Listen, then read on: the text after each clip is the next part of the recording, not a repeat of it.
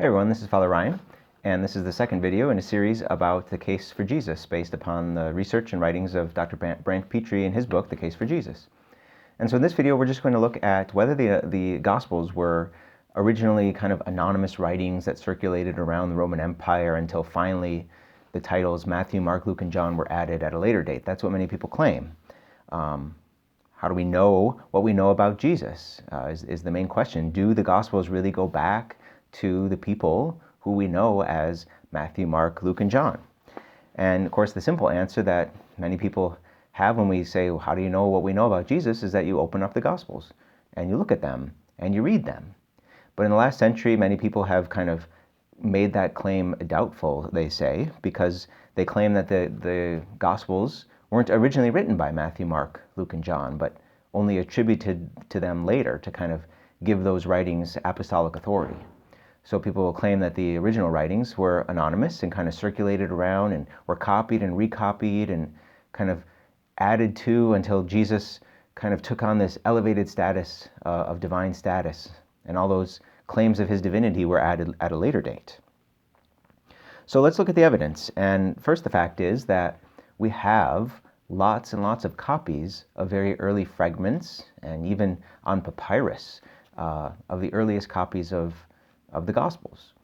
And the fact is, there are no anonymous copies of Gospels that we have. Every single copy, the oldest copies, every ancient copy that we have of what we know as the Gospels of Matthew, Mark, Luke, and John, none of them are claiming to be anonymous. All of them have titles written on them of the Gospel according to Matthew or according to Mark or Luke or John.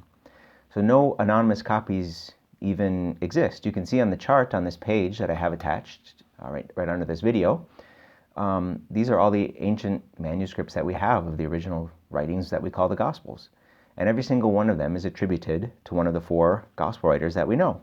There's no historical evidence to support that the claim that the Gospels originally had no titles or were anonymous. And a problem with this theory that the Gospels were simply just kind of anonymous writings at the beginning is the impossibility, really, that writings that we know as the Gospels, that if they were just anonymously kind of circulated around the Roman Empire, that at some point they were going to be exactly attributed to exactly the same writers by every single scribe spread out all around the whole Roman Empire at exactly the same time, in exactly the same way, without any disagreements.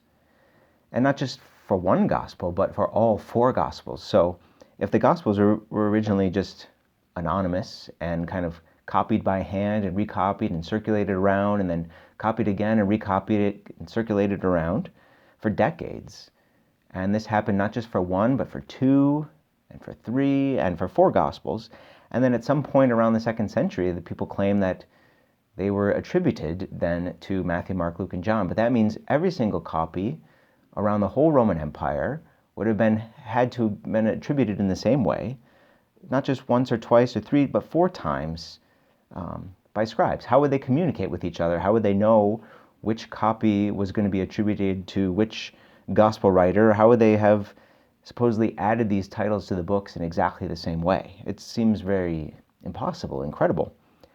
And the idea that it took 100 years before titles were added to the Gospels would mean that as soon as there were more than one Gospel written, how would you tell them apart if they didn't have any titles? How would you know which one was which? I mean, there had to be some sort of title, from the beginning to differentiate them.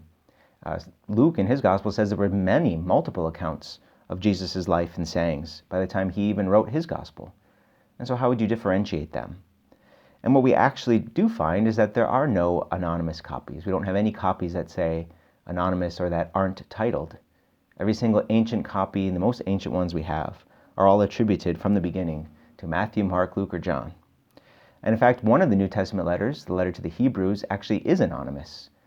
We don't actually know who wrote it. It doesn't have a title of who wrote it. And what we find is scribes attributing it to different people, to Paul or to Timothy, or just anonymous to the Hebrews.